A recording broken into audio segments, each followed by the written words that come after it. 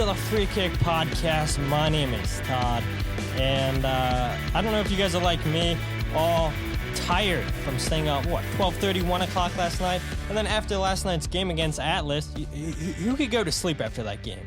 The Philadelphia Union getting a result down in Guadalajara, advancing to the semifinals against LAFC, and yeah, I mean, it was a crazy game. I don't know. Again, were you guys like me where you're struggling to stay awake and then you get to the game time and we're like, okay, we're ready to do this. And then the Union concede and it's like, great, why'd I stay up for this? But then as the game goes along, we're getting a ton of attacking soccer.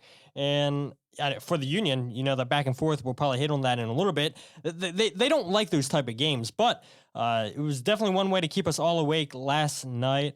And here we are, Thursday evening, recording on Twitter Spaces. Kyle, Ricky, and a couple other people are in the Twitter Spaces. For people that are joining, we're recording this as a podcast. We're also obviously live on Twitter Spaces. So feel free if you guys want to interact, talk about last night's game. We're going to talk about the Chicago Fire game. If you guys want to talk about, your panic levels. I'm sure after last night's game, people probably aren't panicking. Maybe some people feel like, yes, the Philadelphia Union are back. Last night is the Philadelphia Union that we've all come and loved the last couple of seasons. And then we can talk about, did the Union need to add any pieces? But Ricky and Kyle, you both are talking or allowed to speak, I should say. How you guys feeling after last night's game? You guys pretty tired? Yeah, that's got to be the general feeling after last night, because I even try, every once in a while I try to sleep before a game that's that late, and it just never happens. So it also means I don't sleep after the game either.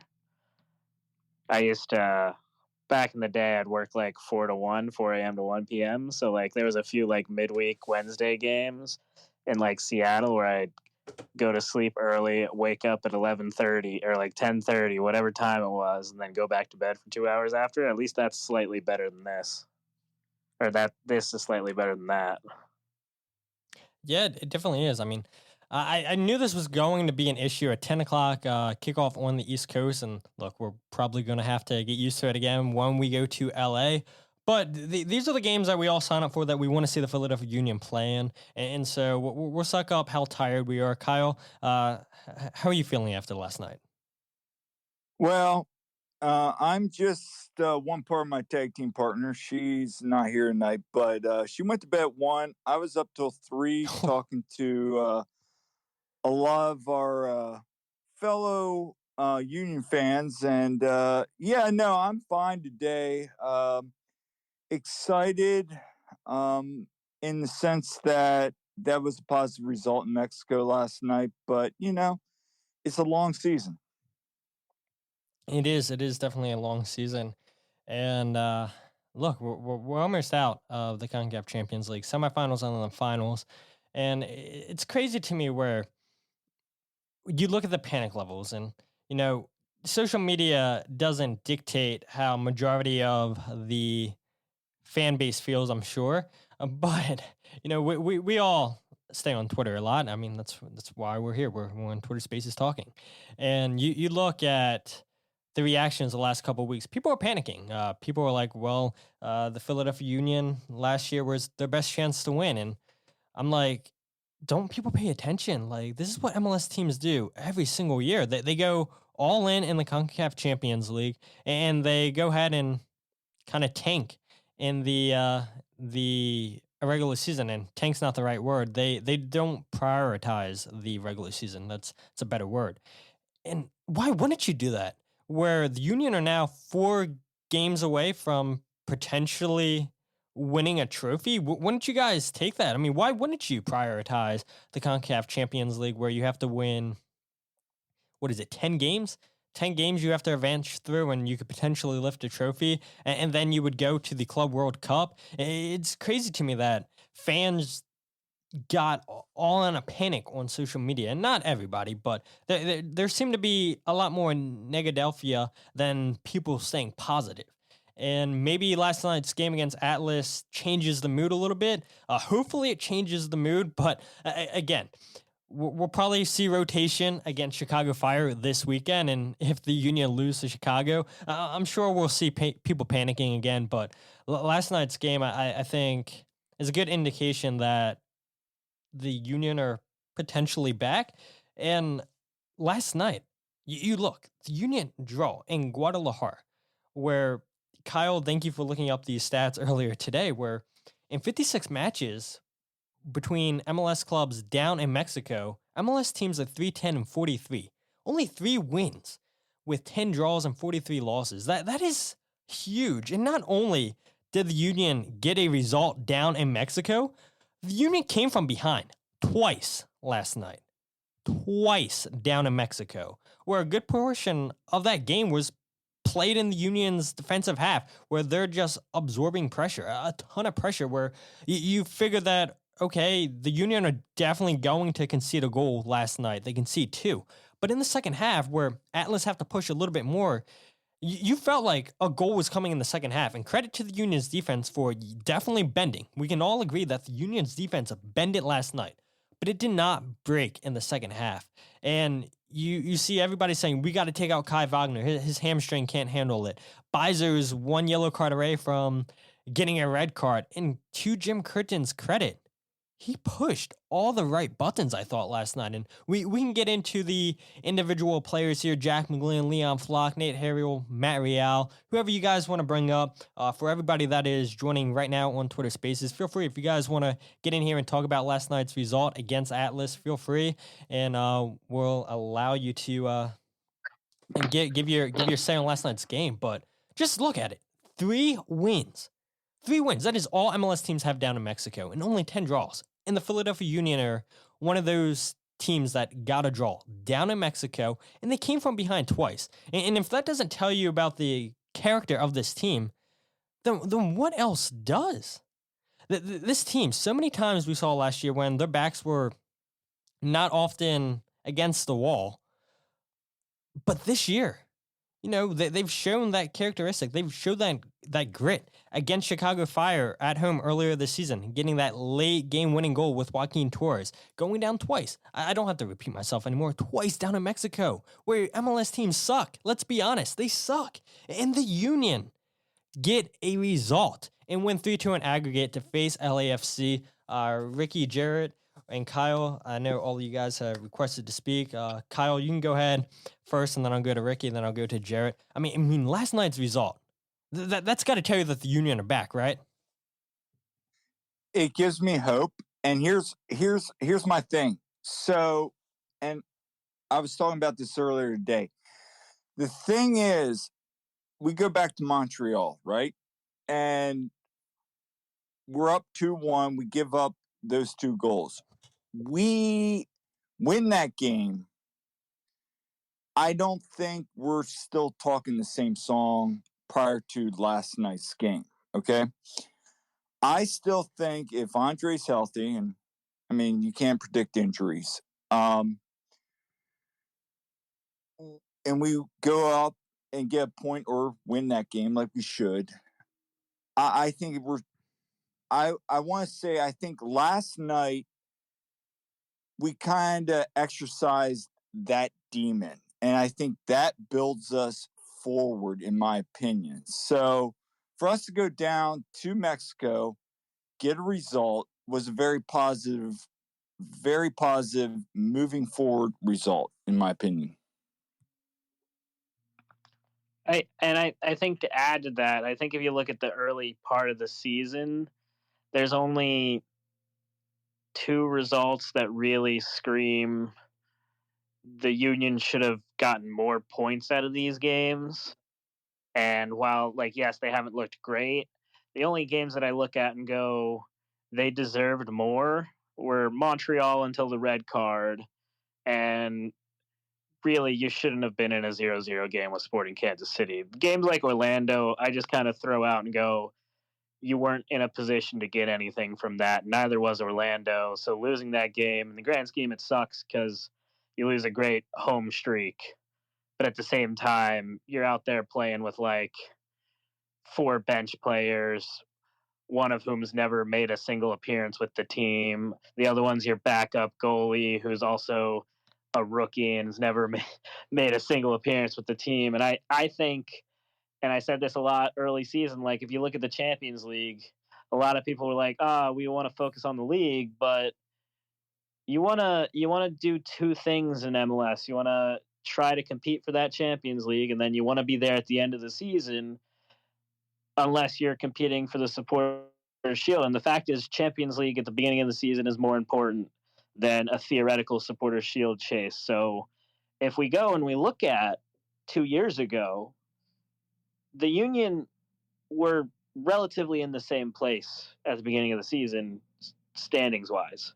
I sent a chat the other day to Todd where it's basically at this point, if we win on Saturday, win a few more games, you're looking at a third of the way into the season being exactly where you were 2 years ago.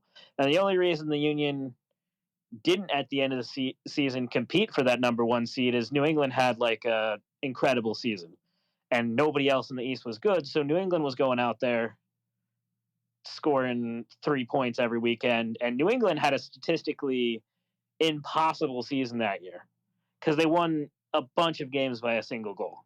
And that's if you're worried about like MLS regular season right now, you're kind of just missing the forest for the trees. And the fact is, you had a great opportunity in the second round of the CCL against a really bad Atlas team. And if you're gonna beat one of the Mexican teams to be your first, and go down and like be like, yes, we can do this. This Atlas team is not that incredible, and they're without 3 starters, and they have one danger guy, and he got a good chance on goal because for that like 10-minute stretch there was a lot of mistakes from that defense. Glesnes had a few passes, a few touches. That field wasn't great. It wasn't as bad as El Salvador's, but it really was a good performance from the team. And I think there were a few players that did some things that they haven't been doing for the better part of the season, getting in positions like Carranza with 2 great finishes, and Ura at least got that really solid assist on the second one. And those are good signs, and it's getting warmer. And as it got warmer last year, and as it got warmer in 2021, and as the team got a chance to gel and figure things out, they got better. And you want to be that team like a Seattle that, gets better as the season goes on. And that's what they did last year. And that's how they ended up in the championship. And like, they just didn't get lucky in the right moments. And if you look at this competition, they had a really great bracket set up for them. Now, I think LA is way better than I thought they were going to be this year, because I thought losing a lot of their players would not be great, and it didn't look like Bouanga was going to be as good as he is right now. But if you've looked at the schedule, we have a good opportunity here because we are at home before our home game, and then we have a bye before the game in LA. So there's a good opportunity to just focus on LA for a week. And if you have a bad start to that game against LA in the home leg, you have a whole nother leg in a place that you can go and you can get results in and score a lot of away goals. And away goals still count to that final. So you could go to LA, you could tie at home 2-2 and go to LA and tie 3-3 in advance in the most ridiculous way possible. And I think that's a real possibility that this could be a ridiculous 2 rounds of games, and we're all just going to be like, that might be one of the best rounds of Champions League soccer we've ever seen. It's very possible, and I do want to talk about that matchup with LAFC here in a little bit. But Jared, I'll go to you here in a second. I know you've been waiting for a little bit, but again, I mean, you look at last night's game, and I do want to quickly give credit to Atlas for the way that they played. I know the fans not so much on social media and in the stadium. That's a whole different topic we can save for Blunder of the Week potentially this weekend. I know there's another really strong case for Blunder of the Week that I'm sure we'll give that to you this weekend. But you guys can always submit your choices for Blunder of the Week, and we can definitely review them. But I think there's one that tops them all. But maybe you guys can surprise me and somehow top that. But you look at it. I think Atlas, they came out and they kept their shape really well, which we saw be the case in Chester in their first leg. And they were going really quick on restarts, trying to catch the Union out. And even Jim Curtin praised them for just being a brave team. It seemed like we had a lot of back and forth in this game, which Jim Curtin says the Union aren't built to play that way. And we saw at a time where it was a little bit chaotic, too much pressure for the defense. And again, I talked about it earlier where the defense surely did bend in the second half, but to their credit, they didn't concede. And maybe part of that is because Atlas weren't great at finishing last night. But, they came at the Union. And they had to come out the Union. We all know that. They didn't get that away goal in Chester. The Union keep the clean sheet. Jim Curtin talked about how important it was to keep that clean sheet at Subaru Park. And to the Sons of Ben, Keystone State Ultras, and all the other Philadelphia Union fans in that stadium, they created a fantastic atmosphere. And even the Atlas fans that showed up for that game, too, it was a lot of great back and forths between their supporters and the Sons of Ben in the away supporter section where the Atlas fans sat. But this Atlas team, they try to hit the Union on those quick restarts, and to the Union's credit, they defend it well. Quinones tried to get in behind a lot, and I think we all saw in the first game that if it wasn't for Damian Lowe, he definitely would have scored a goal in Chester. And when you have two slower center backs in Jacob Glesnes, Jack Elliott, and you have a player like Quinones, he's going to get in behind in that back line. And you saw, too, in the first half, Olivier Bazo was tasked with going one-on-one versus him, and Bazo did get beat a couple times. He got pulled way too forward. Jacob Glesnes had to cover out wide, and that's how they scored their first goal. Just the Union were caught out of position. Jose Martinez caught ball watching, should have marked one of the guys. We saw a similar situation in Cincinnati this past weekend, which maybe some of you guys are concerned that Jose Martinez gets caught ball watching a little too much, but I thought Atlas made this an intense game. But Jared, I know you came in here a little bit later. We were talking about how just the Union go down to Mexico and get a result. And MLS teams are 3-10-43 in 56 matches in Mexico. How are you feeling? Tired from last night? I'm sure, just like all of us talking, we're all tired. People that are listening, I'm sure they're tired, but it was worth it, right? Yeah, I mean, I was definitely pretty tired at work this morning. I probably only got about 5.5 hours of sleep. But yeah, I was really impressed with our play last night. For the most part, obviously, like we had some things that we need to figure out on defense, but I was really pleased with the attacking mindset and creativity that I saw. I said it on Twitter. I think it was last night / this morning. I don't know. Time is irrelevant at this point. But I feel like it's the first time that we've seen this Union team that we've become accustomed to since the opening game of the season against Columbus. We saw creative runs and guys getting in behind. Like there were several times where I was like jumping out of bed because I thought we were about to score, but yeah, I mean, we did exactly what we need to do. And honestly, we're following Seattle's model: win at home and draw on the road. That's how every single game has gone so far. Now, obviously, I think LA is going to pose a little bit more of a threat.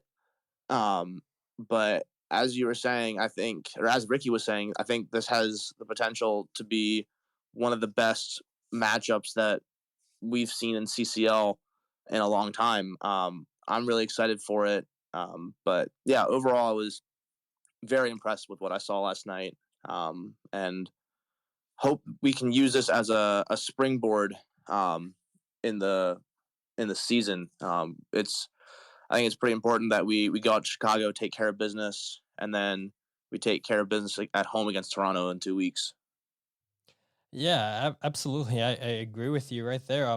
Let's go ahead and actually talk about LAFC. We brought them up a couple times, where I remember asking LA Bedoya after the game, the first game against Atlas, where, can that game that 1-0 win at Chester be the kind of game that kickstarts now this season for the Union. And we saw what happens in Cincinnati where they draw. I mean, they lose 1-0. Good performance from the backups in that game. And then last night, they go down to Atlas, draw 2-2. And I'm going to keep hammering this home. Only 10 times MLS teams have got to draw down in Mexico. It's a place where MLS teams figure that they're going to lose when they go down to Mexico. And for the Union not to have that mindset, I think, look, they concede in the 11th minute. And as much as that sucks, I think that's exactly what the Union needed last night. I think they needed a wake-up call like, okay, look, this game is going to go a lot different than what it did in Chester. And you saw the Union start to play a lot more after they conceded first. They started bringing the game to Atlas. And I know right at the beginning of the game, Ale Bedoya put in a couple crunching tackles to really set the tone in the game, which you'd love to see that from your captain. And I think that's what you want. You want the opposition to know it's not going to be an easy game just because you're playing at home. We're going to bring it to you. And yeah, that goal that the Union conceded, it definitely woke up this team. But going to the LAFC point, let's be honest, because this is the matchup the Union players wanted. And I remember asking Daniel Gazdag after the first leg against Atlas, and he said, yeah, I want to play LAFC. And I don't think it's crazy to say that this game against LAFC, this could be the game that could springboard the Union to finding form in the league, where they're still hurt, I think, from losing the final to LAFC, where they lose in penalties. I don't have to remind anybody how they lost, where we all thought the Union were going to win that game. And Gareth Bale said otherwise, and it's like we got to stop bringing up these moments, but we can't because we were this close. And yes, it's only a semifinal. It's not a final against LAFC. Let's get it right? It may as well. It might as well be. Yeah, right. I mean, it feels like a final, right? This is what MLS wants. They want the two juggernaut teams from last season meeting up. CONCACAF, they would probably want this as a final too. Leon and Tigres, I think, is going to be an outstanding semifinal too. So I mean, we're definitely going to get a Liga MX in MLS final. And we talked about the stats, how MLS teams struggle down in Mexico. But like you said, Jared, if you can get the result at home, especially keeping the clean sheet, you're setting yourself up great for the second leg. And Kyle had an article about that on the website this week, talking about how important it is keeping that clean sheet in the first game at home. But going back to the point of the LAFC Philadelphia Union matchup, don't you guys feel like this is the game to kickstart the Union, to try to avenge what happened last year in the MLS Cup? I know beating LAFC, if it happens, in the CONCACAF Champions League doesn't give them a trophy. It just gets them a spot in the final. But last year, I think we can all admit, if that final MLS Cup was played in Chester, the Union are probably going to win that game because they didn't lose a single game at home last season. They were so dominant at home. And I have no reason to think that the Union aren't going to continue to be dominant this season. Yes, like Ricky talked about, they lost to Orlando City this season at home, ending that 13 straight wins, something like that record. But the fans make such an outstanding environment where teams don't want to come into Subaru Park to play. They know it's a difficult environment to play. And now we get LAFC for a two-legged semifinal match where they have to come to Chester.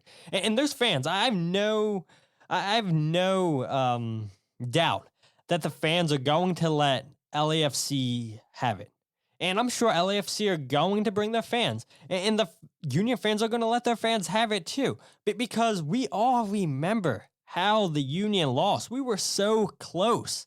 And yes, this doesn't make up for losing the final.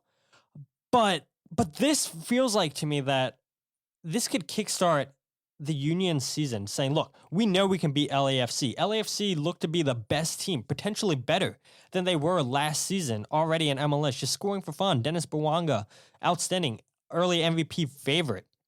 And for the Union to potentially knock out LAFC. It just feels like to me that this is the game to kickstart the whole season for the Union now.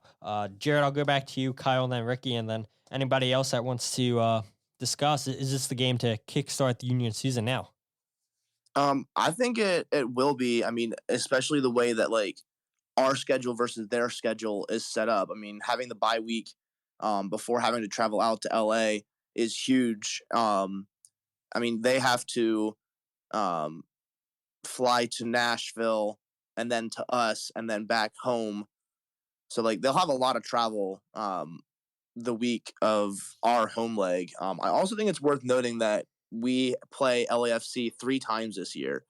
So we went from 1, which MLS gave us and we were all dying for, and then we earned the right to play them 2 more times. And I think that's huge. And the fact that 2 of them are at home, I think, is going to play a huge factor. I mean, everyone's had the game in September circled on the calendars since the schedule came out. But I do think that the stretch that we're in right now will potentially be a springboard for the rest of the season. I mean, we got Chicago coming up. We got Toronto. We got Red Bull and LAFC twice. I might be missing 1 game somewhere in there. I can't remember. But I think those are some games. I mean, like is Red Bull's, Todd, check me on this. Red Bull is after both legs, correct? It is. Yes, yeah. Red Bull's on the 6th. Okay. So, yeah. That gives us, I don't know. Like, I just feel like there's a lot of high-intensity games, like, all in a row. And I feel like that in and of itself, I mean, as long as we can get a positive result, meaning anything other than a loss, I think that could really be hugely beneficial for team morale and pushing on towards the season. Now we'll go to Kyle, and then we'll go to Ricky. Is this the game, Kyle, to kickstart the season? Yes. I mean, you heard Daniel. He wants this game. The players want this game. I mean, this is like closing and putting a bow tie on a bad relationship. I hate to say that. Jillian and I were talking about that early, but regardless, and it's something that needs to happen. We got, as Jared said, 2 games at home this year, and I just really want this game, first leg, to be like a sellout. I hope it is, but just to be a sellout. And regardless, I mean, this will be the MLS kind of cup. Get your revenge, move on, and springboard into the 2023 season, because these players need it. The fans need it. It's time to move on. But let's get revenge. Let's go out and win this cup. And that's how I feel about this. When we advanced last night, I was so happy. And because I knew the magnitude as a coach, as a former athlete, what this means for these players. And I think they're more excited. Now, granted, LAFC is going to be a very, very tough challenge. They're playing well right now, but first leg, Subaru Park, if we go up 3-0 first leg, yeah, I mean, I'm very confident. I don't think it's going to happen. I think it's going to be one of the greatest legs in CCL history. But again, let's move on with that. And let's get a result. And then if we get a result at home, I feel very confident moving into LA. Now, I was looking up something. We're talking about, these away games. 4 out of the next 6 games are going to be on the road, which, the Union have yet to get a result this season on the road. Like Ricky talked about earlier, where the Union potentially will get 3 points, does not turn into 3 points in Montreal. They drop all 3 points in Montreal because of that stupid red card. You go ahead and look at some of these other games. They finally get a result last night on the road in Atlas, which is the most hostile environment that they played at. But the Union got to be better on the road this season. Only 4 games this year. I mean, 4 out of the next 6 games are going to be on the road. So, I mean, they've got to find ways to be more consistent on the road. Ricky, is this the game, LAFC, Philadelphia Union, the game to kickstart the Union season now? I think it could have one of two effects. That either it's the fire that they build up to, or it's just like it goes really badly and we're just like, oh, that's the moment that it all came fully crashing down.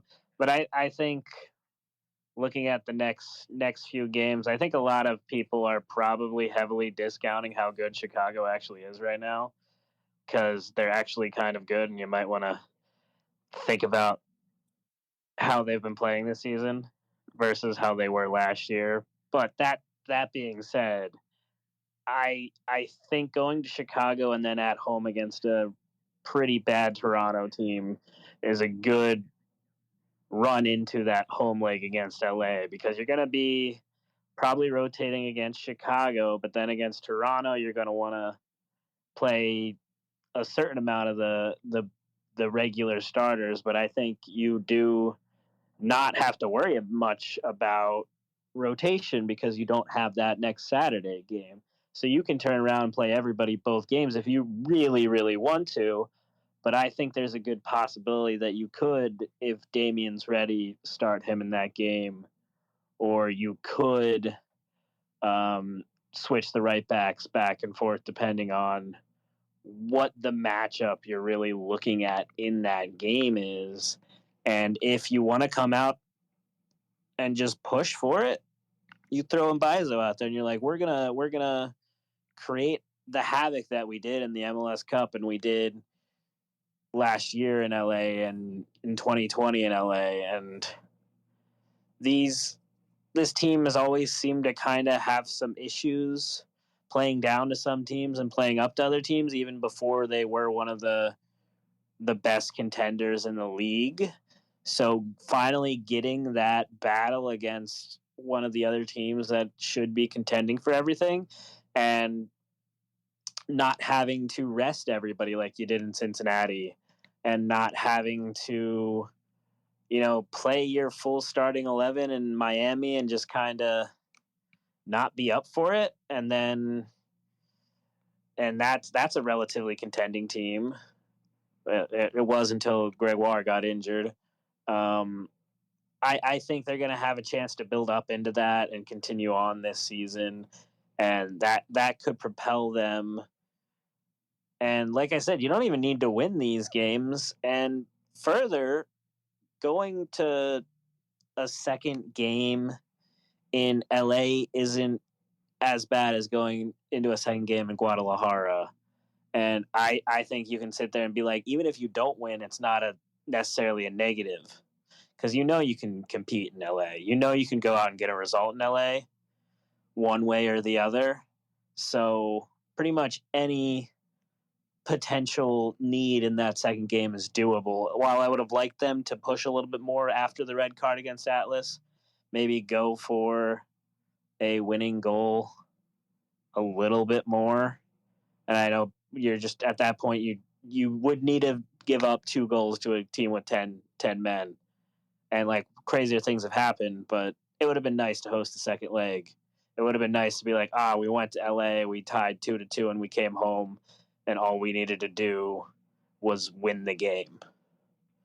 And that'll be interesting as you go further on in the tournament, because say you do win that game, now we're looking at, do we have priority over Leon or Tigres? Because I can tell you one thing, you definitely don't want to go to the second leg in Monterrey against Tigres.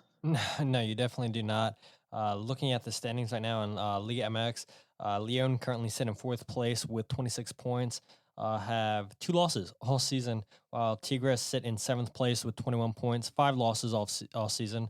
But both of these teams are high-scoring teams where Leon has 20 goals on the season. Tigres has 19 goals on the season. So both of these teams score for fun. And regardless, I mean, you've got to play one of these teams. If you get by LAFC, like we were talking about, going to LAFC and going to LA isn't the worst possible thing, because we've seen the last 3 games, which is also crazy that the last 3 games against LAFC have all been in LA, where they've only played once in Philadelphia. Now they're going to come here twice this season, which is still crazy that MLS just has it so lopsided that way, where 5 games, 4 of them are in LA. But the Union, 3-3 game in the MLS Cup. I know they lose in penalties. 2-2 the beginning of the 2022 season. And then right before COVID hits, we all remember that 3-3 game. That's the game that we all got introduced to Jacob Glesnes, and somehow that goal doesn't win goal of the season. I feel like because the league shut down right after that game, that goal got lost, and they're like, yeah, did that game really happen? Somehow Jacob Glesnes still hasn't got his goal of the year for that. Definitely should have. And now we all expect Jacob Glesnes to give us at least one banger every year, just because of that moment in 2020 against LAFC. Again, for people that are here on Twitter Spaces, if you guys want to talk, just request it, and then I will give you guys permission.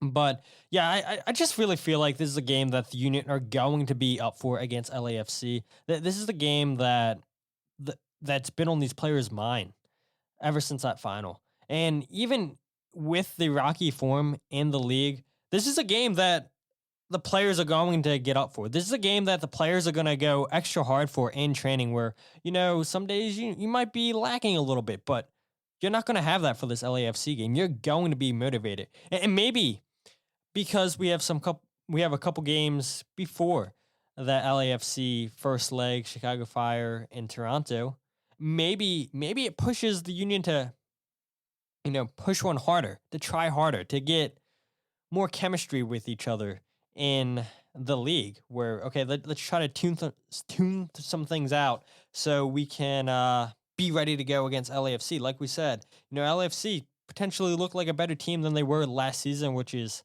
scary to say, where this season, again, they're scoring for fun. They look better defensively. I know Aaron Long's been injured here and there, but still, majority of the team from the final last year is here with LAFC. Dennis Bouanga, early favorite for MLS MVP.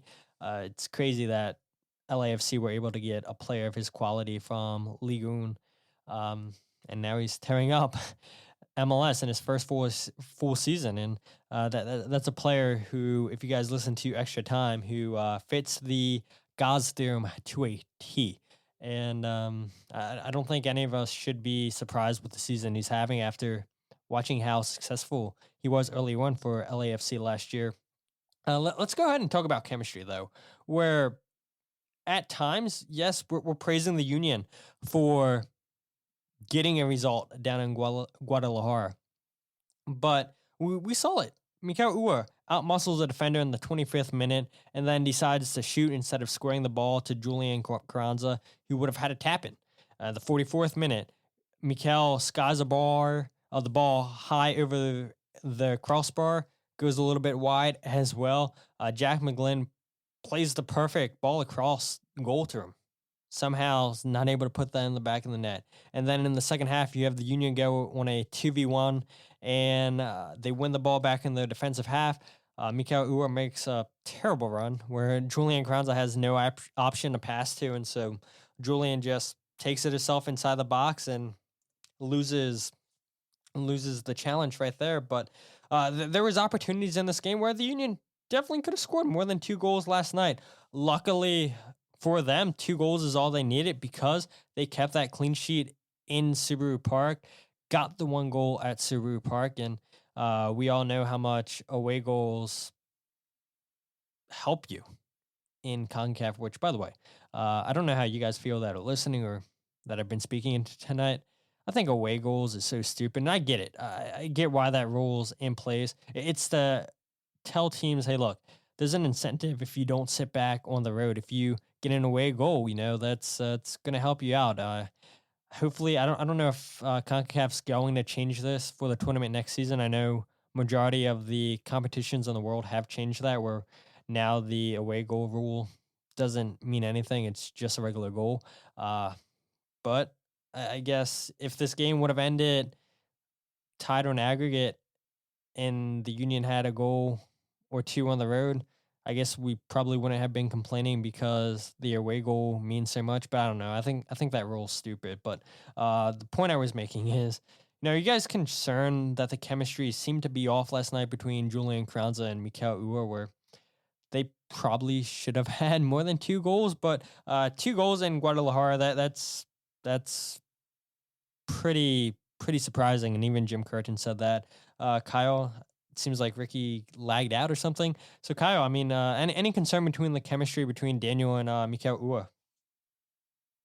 I mean, there's definitely something off right now. I just think give the guys time. I don't know if you listened to Kevin Kincaid today, but Joe Tansey went on a diatribe about, he compared Mikhail Uhre and Kasper Shavilko, and something that really stood out to me is when Kasper struggled, he kind of just quit. And I'm a big Kasper fan, as you know. But I mean, I think that's semi-true, but Mikhail keeps working. So, yeah, he's not scoring the goals, but he had that great assist last night.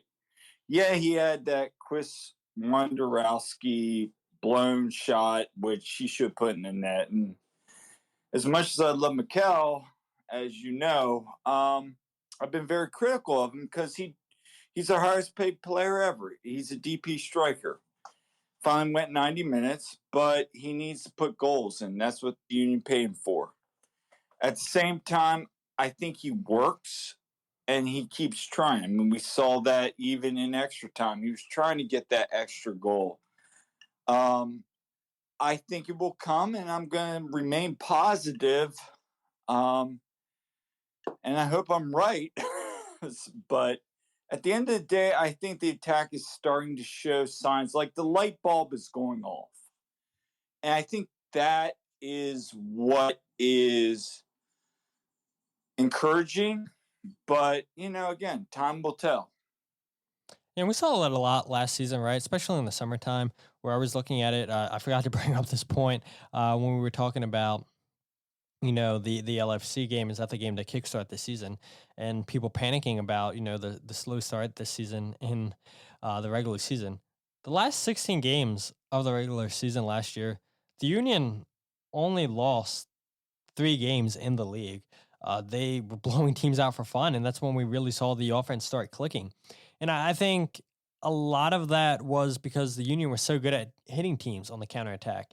And we saw that last night. And there was moments where, okay, the Union missed a couple opportunities. We talked about, Julian Kranza and Mikhail Uhre in the second half not being on the same page, where Mikhail Uhre makes a wrong run. Where I think we saw moments last night where the front three, Daniel Gazdag wins the ball back, and now he's looking for Mikhail, or he's looking for Julian, or one of those guys are looking for Daniel Gazdag, or if somebody in the defensive half wins the ball, they're looking for Daniel Gazdag, and now you have runners into the channel, Mikhail Uhre, Julian Kranza, and that's what the Union did so well last season, running into those channels, going against other teams' center backs in 1v1 situations, and most of the time, the Union's attackers came out on front, and we started to see some of that last night. And is that a way for the Union to go for it? Potentially. I think the game was way too open, and Jim Curtin talks about it, how the Union aren't built for those type of games where, each team kept trying to hit each other on the counterattack, and the Union aren't going to face games like that every single game. I know it happened against Orlando City earlier in the season at home, and the Union missing a couple of players in that game, and the counterattack from Orlando City was a lot better than what the Union had to offer. You go ahead and look, though, that we talked about. The LFC game should kickstart the Union season going forward, but I don't know, maybe the Atlas game last night is the game to kickstart the Union season, especially offensively, where Julian Crowns, I think they said, 8 straight games he didn't score in, and now he got 2 last night. And maybe this is going to be what he needed to start getting multiple braces every single game and get into double digits again. Maybe that assist, like you talked about, Kyle, is what's going to kickstart Mikael Uhre's season. I don't know. A lot of positives. Again, I talked about it right in the intro where we were all tired, and seeing attacking soccer kept us all awake, I'm sure, where it was back and forth. But it's not the way that the Union want to play. You know, midfield at times last night was non-existent, where it's a long ball from the back line, and now you hope that your striker can go and chase that ball and hope that he's faster than the defenders. And Quinones definitely was faster than every single player out there for the Union. But let's go ahead before we talk about the Chicago Fire game, where Jim Curtin deserves a ton of praise for pushing the right buttons last night, starting Jack McGlynn, where he told us last week that Liam Flock was only going to start one game. Jack McGlynn's going to start one of these games. And I was a little bit surprised that it was Liam Flock over the weekend and not Jack McGlynn, because I knew the Union were going to try to hit Atlas on the counterattack, which, you know, when that happens, you want somebody that's good defensively, as Liam Flock is, when, you know, you lose the ball in the attacking half and now you want somebody to cover for you. So I thought Liam Flock would get the start last night against Atlas. Did not happen. And to his credit, I think Jack McGlynn was really good defensively. And Jim Curtin talked about this last week, 2 weeks ago. I forget where.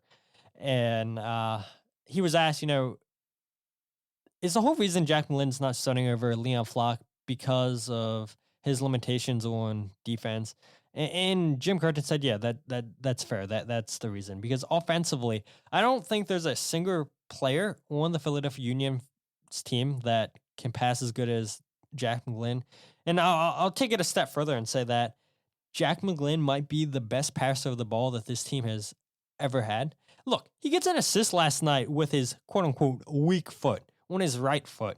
And we all know how good he is with his left foot, but the vision and the weighted passes that he constantly plays, the line-splitting passes, he's not going to be long here in Philadelphia. He's not going to be long for MLS. We know he's not an 8. He's not a shuttler, because you constantly got to go back and forth playing as one of those 8s in the diamond.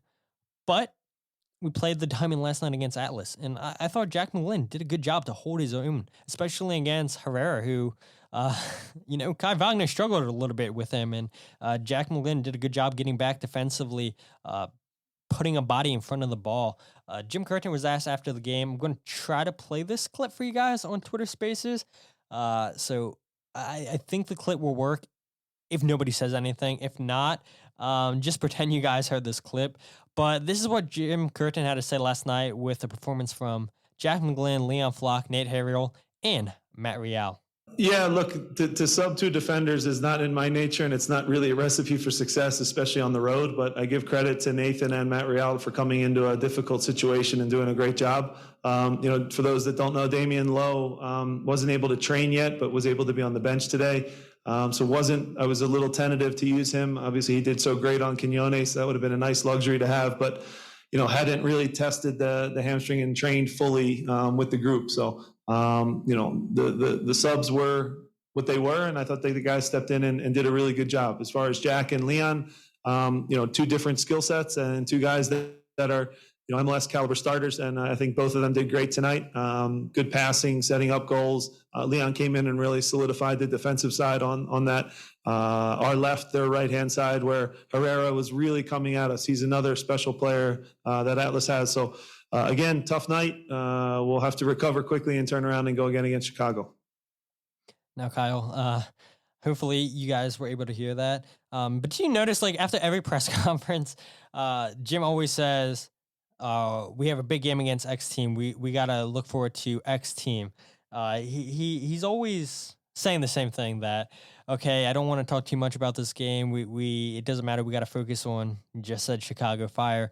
I can remember, you know, we wanted to talk about the Atlas game. He's like, you know, we got to focus on Cincinnati now. Ali Bedoya said the same thing to me when I tried to talk about the second leg in Guadalajara after the first leg, and he's like, "Yeah, no, we gotta focus on the Cincinnati game." Like as professionals, whether you're a coach or a player, like I know you're giving the right PR answer where you said, "Nope, we gotta focus on our next opponent," but come on, like you know that they're focusing on that game they just played. They're focusing on that second leg against Atlas. You know they're focusing on the matchup against LAFC.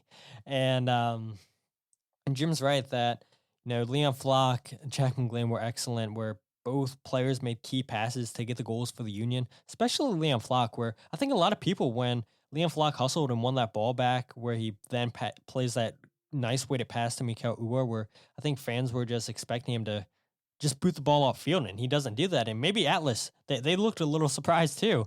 And it was a great weighted pass from Leon Flock, who doesn't get a ton of credit for his passing ability, but we saw a great pass last night from Leon Flock, didn't we, Kyle? We did. And to be honest, like, that's the pass that as Leon improves, you need to see that, because we talk about like Leon's game when he's at his position as a shuttle player, he's excellent, but like his offensive game is lacking. So that pass last night to Mikel makes that run to Carranza and a goal. I mean, yeah, I think like right now the Union are a really good situation there. I also want to know about Andres Pereira, but that's another conversation for another time. But like, I think Jack and Leon are a great 1-2 punch, kind of like what you got with Olivier and Harriel right now. I think those two, Jim has a lot of tools in his disposal, but yeah, let's be honest, Todd. Like, Jim, when he is in his press conferences, gives coaches answers. As a coach, I've been in those press conferences. You give coaches answers, and like, yeah, he could give more. Ali could give more, but they don't. They're professionals, and it's what professionals do. At times, like last night, I wanted to ask 2 other questions, but yeah, when I got 3 Zoom interviews, but that's another conversation for another time. But no, I think Jim's warming up to the idea of Jack, and I really think that Jack and Leon are going to be a great combination going forward as a group. They can bring a lot of different looks to different defenses, and I think that's going to be a very key plan again for Jim moving forward, not only in CCL, we're talking US Cup, we're talking leagues, if we want to talk that, and then we're also talking MLS Cup. Yeah, we definitely don't want to talk about Leagues Cup on this podcast or Twitter Spaces, so we're not talking about Leagues Cup. I think, look, thanks, Kyle. We're going to talk about Leagues Cup for 20 seconds. I don't know if you guys saw this, but the Premier League's coming to Philadelphia. I think they're playing 3 games at the Link. And when those games are played at the Link, Leagues Cup's also going to be happening in Subaru Park. And Leagues Cup has to be hitting that, right? Because now you have Chelsea coming, Aston Villa coming, Brentford might be one of the teams, especially Chelsea. If Christian Pulisic's still on Chelsea at the time, so many people are going to go to the Link to see Christian Pulisic. I mean, even if he's not on the team, they're going to go to the Link to see Chelsea. Chelsea have been a dominant team the last 10, 15 years in England, in Europe. And so it's not often that you have teams like that come to Philadelphia. And fans are definitely going to go to that instead of Leagues Cup. And good. Maybe I should go to the Link to watch a team that I don't care for, because I feel like I care more about preseason than I do this glorified money grab from Liga MX and MLS. But thank you, Kyle, because we got to get Leagues Cup in the podcast one way or another, don't we? But before we talk about Chicago Fire, I do want to give just a shout out to Matt Real and Nate Harriel, where can we talk about it for a second? Where I think it's pretty telling where Jim Curtin goes to Nate Harriel to replace Kai Wagner instead of Matt Real, who's a natural left back, instead of Kai Wagner. And Nate Harriel does a fantastic job as a left back, and he's so versatile. He can play multiple positions, whether it be a right back. We saw against Cincinnati a left center back. I think he did pretty well.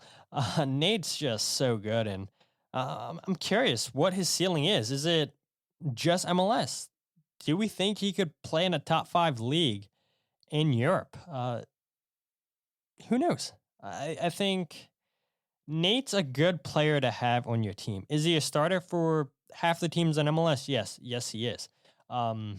We saw last year, right? He took the spot from Nate Harriel. So, I mean, he's proved that he can start on this team.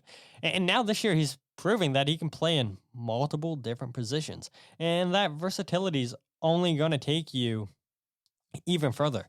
And also, you heard Jim Curtin in that clip talk about Damian Lowe not training, and he was only good enough to make the bench. They didn't feel comfortable starting him, even though he played well in his last 3 CONCACAF Champions League games. We've all been praising his performances, where you have some people on social media saying that, oh, maybe you should start him over Jack Elliott. I wouldn't take it that far, but in Champions League, I think it should definitely be Damian Lowe and Jacob Glesnes, because Damian Lowe's built for these type of moments. And now maybe against LAFC, maybe Jack Elliott, Jacob Glesnes is the partnership you should go with, because they have experience against LAFC. And look, Jack Elliott loves a goal against LAFC, so you've got to start Jack against LA, right? But I think it's telling too that not only that Nate Harriel was the first sub off the bench over Matt Real to play left back, but you go back to that Cincinnati game where you have Brandon Craig, who's a natural center back, and you go to Nate Harriel over him. I don't think Brandon Craig's going to be seeing playing time ever for the Union this season, because look, it's Jacob Glesnes, Jack Elliott, Damian Lowe, then Nate Harriel? Question mark? Kai Wagner, we know we saw, what was it?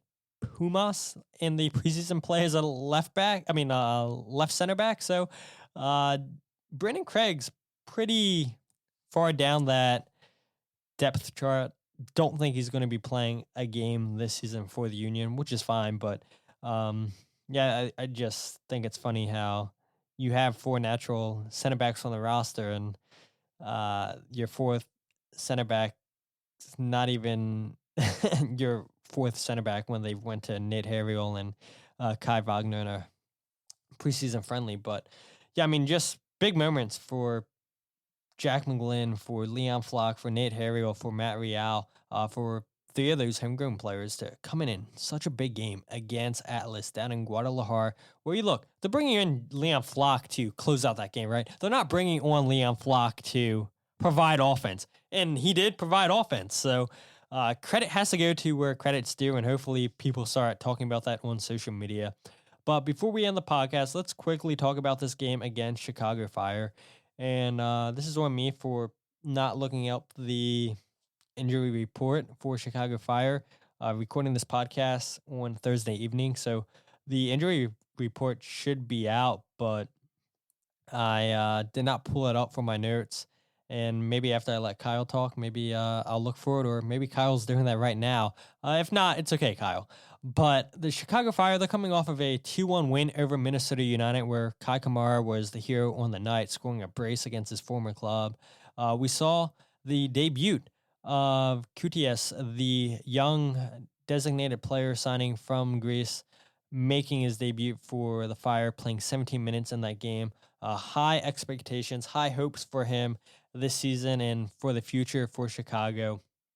Chicago, they've been on a nice little run since that 1-0 defeat against the Union on March 11th, going 2-0-2 in that 4-game stretch, which sees them sit in sixth place currently in the Eastern Conference, and they've not scored a ton of goals. But the one thing I've noticed, they're being clinical. They don't get a ton of shots on target, but the shots that they do get on target, they're finding the back of the net. And so the Union have got to limit good looks for Chicago this weekend. So that's going to be one key for me. Key number 2 for me, I would say, you got to win those aerial duels, because Chicago sit 9th in all of MLS in headed duels won, 51% they sit at. And then number 3, you got to be locked in from the start. Don't start slow. I don't think the Union started slow against Atlas last night. Like we talked about at the very beginning of the show, Ale Bedoya setting those crunching tackles, really setting how that game was going to go. We saw Chicago probably should have scored in the first minute against the Union when they were playing in Subaru Park with Chihos. Union caught a huge break that they did not score because, yeah, let's be honest, if Chicago would have scored, they're parking that bus. They are sitting super deep the rest of that game, and they made it hard, even playing a man down against the Union for them to score. It takes a lucky goal. I don't care what people say. Chris Brady should have saved that Joaquin Torres shot. Doesn't, and maybe the cold play is an effect that because Chris Brady's hands are cold. Not Chris Brady. Sorry, it was or was it Brady? I think it was Brady who started that game, not Richie. Yeah, I'm pretty sure it was Brady. Which is crazy that I don't remember that game, which was now a little bit over a month ago. But regardless, Chicago Fire are a team that, people shouldn't look and say, it's only Chicago Fire. Look, we lost last year when we went to Soldier Field. We could potentially lose a game because the Union are going to rotate. They've got to rotate. The players gave their all against Atlas last night, so you'd be a fool to say, no rotation's going to happen. The question is, how much rotation's going to happen? Should Kai Wagner be rested against Chicago? I personally think he should. We saw his hamstring get tested a lot by Herrera last night on the right side of the field for Atlas, the Union's left side. And luckily, Kai Wagner didn't re-pull his hamstring. I think they pulled him out for precautionary reasons. But I personally wouldn't start Kai Wagner this weekend against Chicago. Just continue to let that hamstring heal, get stronger. Start Matt Real. You could start Nate Harriel. We've seen it. But I do think Nate Harriel starts on the right side of the defense this game, and Matt Real probably gets a start. Kyle, how much rotation should Kai Wagner rest? Any concern for this game against Chicago Fire? If the Union loses this game in Chicago, are you going to be panicking? No. So here's my thing. So last night when Matt Real and Nate came in, and when Bizo came out, you notice how our shape got really solid that last 15, maybe 10 minutes? Like, that shape on our defense got really good. Now, that was credit.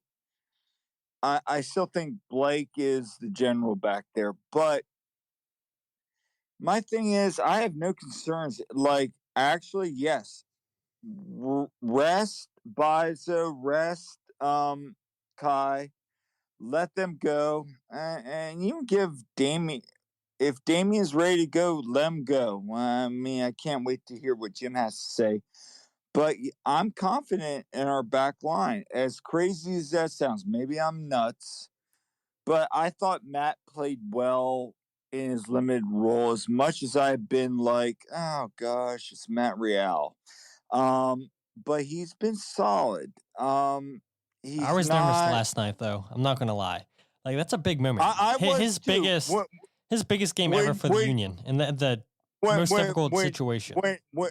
When he came in and you texted the group and was like, oh gosh, Matt Real, Jillian goes, oh no, not Matt Real. I'm like, yeah, it's Matt Real.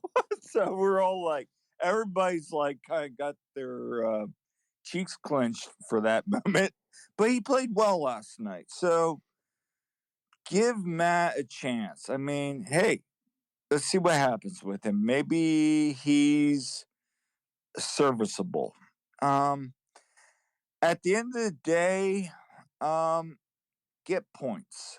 I mean, the Union have all-time 3 wins, I think, in Chicago. So it doesn't bode our way, but you never know.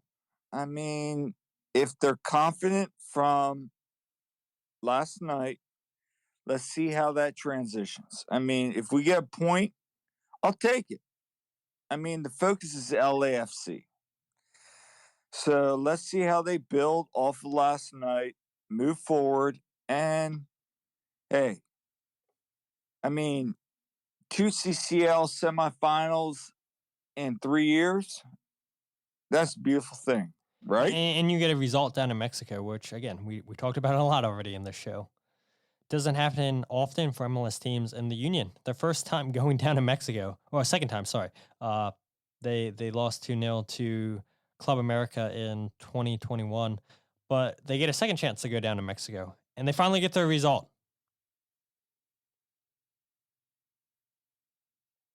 And sorry for cutting you off there, Kyle. I did not mean to cut you off, but I mean, you look, you said it right. LAFC is the focus. If you can get a point in Chicago, you take a point. I mean, I'm just not panicking, right? If the Union lose to Chicago, I'm not gonna complain on the podcast about it. You know, the only thing I'll complain about, right, is if the Union starts slow again, because I'm getting tired of talking about the slow starts on the podcast. I know you and Jillian have talked about it on your podcast, the slow starts. Just don't start slow against Chicago. I think April 22nd, when we play Toronto at home, I think the Union will probably get a result, all 3 points against Toronto. I mean, look, yeah, they've already lost the game at home, but we're dominating at home. And so you rest your starters this game against Chicago. You hope for a point. They could have got a point in Cincinnati. They played good enough. I mean, maybe not offensively, but defensively, I thought they played good enough to get a point in Cincinnati. And I don't see why they wouldn't play good enough against Chicago this weekend to not get a point. Because let's face it, Cincinnati have a lot better of an attack than Chicago does. And so because of that, you think it would be easier to shut out their attack. But I don't know. We've seen the Union start slow, and they've started slow against Chicago once this season, so maybe it happens again. But I don't know. Whatever happens this weekend, I don't care. All focus should be on LAFC. Hey, no. I think personally, like if we lose 1-0, I'm not worried. If our shape looks good, if our attack is just off because we're rotating so much, okay, I'm cool with that. Now, if we get blown out 5-0, maybe we need to have a little conversation, but I don't think that's going to happen. My hope is that the second team shows up, and I know we talk about Joaquin Torres, just like, oh my gosh, I hope he finally starts to break out. I hope we see Andres Pereira. I hope Chris Donovan continues to develop. I know there's a lot of hate on him, but I mean, the guy got drafted by Columbus, and then spent a lot of time in U2 last year, showed a little bit of time. I mean, the jury's still out on him. But like, let's see how these guys, like Jim, give these guys a chance, and let's see how they progress. I mean, in the grand scheme of things, if we need to rest our stars so we're ready for LAFC, if we're ready to get a point at home against Toronto, or 3 points, which would be, let's be honest, more favorable, then let's do it. But let's give trust in our second team. You know, as we know, Jim is very bullish on rotating. He is. I mean, you heard it in that clip too, right? When I played earlier in the episode where he talked about, it's not ideal to switch both defenders, outside backs, but they had to. They had to. Beiser was one yellow card away, one tackle away from getting sent off. Now the Union are playing with 10 men. And we saw how they played against Montreal on the road with 10 men. did not go well for the Union. And then you got to consider bringing in Damian Lowe, who hasn't trained all week. And, how much does Damian Lowe have to give? How are his hamstrings? How good can he move? Because like Jim said, they had Atlas. They had some attacking pieces that caused issues all night long on the right side of the field for the Union. Obviously, Quinones, the striker, caused the Union a ton of issues last night. But, they did their job. They got the result down in Mexico. Chris Donovan, you brought him up, and maybe I should talk about him real quick. I should probably save this for Sunday's podcast when I record it, because Chris Donovan's definitely getting the start, right, against Chicago. He is. Mikal Uhre, we didn't talk about this, right? He played every single minute last night against Atlas, which What? he's never done that What? before. Yeah. No, I mean, and he had his moments where, where he did the switch back with Carranza. You don't need to do that. There were moments where, even I, and I'll say it, I'm a Mikal Uhre fan. But at the same time, I'm very critical of him. And there was many times last night I'm like, Mikal, what are you doing? But then that pass, I'll give him a pass to Carranza. But at the same time, let's say, hey, let's rest him, give him maybe come on 20 minutes. But Chris Donovan, I wouldn't even be surprised if it was Sullivan. It's going to be Sullivan and Chris Donovan. I mean, give me a Quinn Sullivan bicycle kick again in Chicago. I will take that. No, you're right. But Chris Donovan, I mean, look, people get on him for not scoring. I thought he played decent against Cincinnati. The whole reason Chris Donovan's on this roster is to win headers. The Union don't have any other strikers on this roster that give you the physicality that Chris Donovan gives you. And I think if Corey Burke's on this roster still, then you don't see Chris Donovan at all. But there is no Corey Burke on this roster. And so you need that physicality. You need a striker that's going to win those 50-50 balls. I talked about in my keys how they sit ninth, Chicago, in headed duels won. And so you're going to play Chris Donovan to win those headed duels to make it physical for their center backs, Chicago. And yes, a striker, you're supposed to score goals. But I think Chris Donovan is what he is. And maybe I'll talk about Chris Donovan more on Sunday's podcast, because like I said, I expect him to start. I'd be shocked if Mikal Uhre starts or even plays in this game at all after playing 90 minutes, giving it his all against Atlas. But, at the end of the day, I think whatever happens in Chicago, I don't think fans should panic. And I know you said, Kyle, okay, if the Union lose 5-0, then it's time to panic.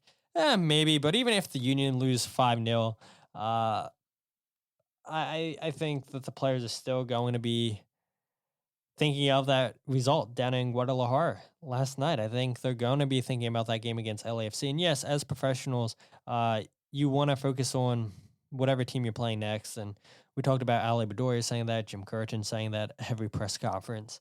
But let's be honest with ourselves. These players, these coaches, they're thinking of LAFC. But that's pretty much it for the podcast. Kyle, you guys recorded a podcast, I think, you and Jillian, right before you hopped on Twitter Spaces. So that should be coming out tomorrow, as well as this for people that are listening live on Spaces or that are listening on the podcast. You guys have a podcast, right? That's coming out? Yep. We're going to have it up tomorrow morning at some point. So look out for that. It's the one team we agree on. It'll be on YouTube, Spotify, Apple, and Google now. Yeah, Google and Apple. I mean, that's huge. You got on Apple finally. I feel like that's where most people listen to the podcast is on Apple. So it's about time that you guys got approved on Apple Podcast. Go ahead, leave them a review. They do great work, Jillian and Kyle. And some might say Jillian is the backbone of that podcast and should be the main one hosting. But I guess we got to find out who's doing hosting duties on the latest podcast on the one team we agree on. Kyle, Ricky, Jarrett, thank you guys for all joining tonight. Speaking for everybody that was here on the chat listening, tuning in live. I appreciate it. Definitely got to start doing more of these this season. This was the first one of the season. I think at one point we had 10 people in here, so not bad for our first time back this season. Hopefully we can get more people participating, but again, to Jarrett, Ricky, and Kyle for participating. Thank you guys. And we got to give a shout out though real quick to my guy, Andrew Deal. Absolutely killed it on the memes last night. Put 2 memes out, and they're still blowing up. It's funny too. Now I'm getting a lot of Chivas fans seeing the meme where Andrew posted burying the Atlas fans, and I think that's at like 530 likes, something like that. It's funny seeing all the Chivas fans now interacting with that tweet. For people that aren't familiar, it's because Chivas and Atlas are each other's 2 main rivals. So Andrew, told you guys, this guy's the meme king, and I guess we got to start paying you, right, Andrew? But then Kyle's probably going to say, well, I'm writing for the website, carrying the website, I should say. And when are you going to pay me? So I don't know. Maybe we all got to sit down and talk about who gets paid what. But this podcast definitely doesn't make any money, and I don't think we can afford to pay anybody yet.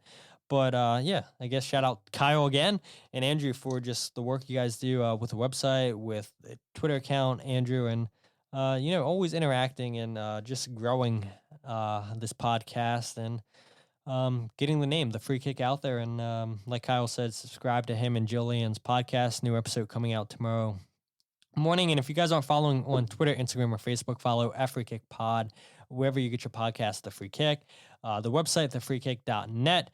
And the YouTube channel. Please share the YouTube page. Check out the videos that I'm making. Hopefully we get some goals this weekend so I can continue to break down the goals, analyzing those goals. And then when we're back home against Toronto, definitely got to go around, interview people that I don't know. Maybe some of you guys that are here on Twitter Spaces, I haven't met in person, and you guys want to be in a video for the YouTube page and be asked a couple questions for the union. I'd love to have you on the video. But that's pretty much it. Thank you guys all for joining live tonight on Twitter Spaces. For you guys that are listening to the podcast, thank you so much. And until Sunday, my name is Todd, and this is the Free Kick Podcast.